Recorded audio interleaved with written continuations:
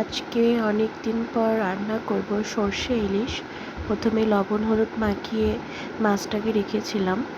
মাথাটা করব না, মাথাটা কালকে কচু শাক দিয়ে হবে, তাই মাথাটা ভেজে রেখে দিয়েছিলাম।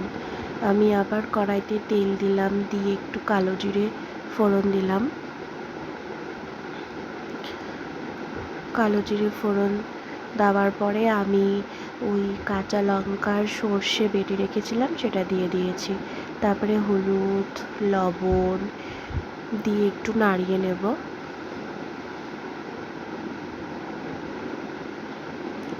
এবার আমি দেব লঙ্কার গুঁড়ো দিয়ে আবার একটু নাড়িয়ে নেব।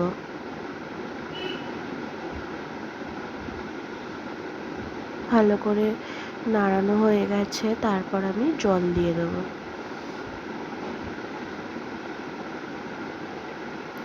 জলটা একটু ভালো করে ফুটতে দেব। ফোটা হয়ে গেল, আমি ওর মধ্যে একটু কাঁচা লঙ্কা দিয়ে দিয়েছিলাম।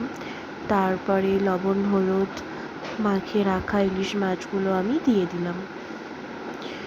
দিয়ে একটুখানি ফুটে নামানোর আগে আমি একটু সর্ষের তেল ওপর থেকে ছড়িয়ে দেবো।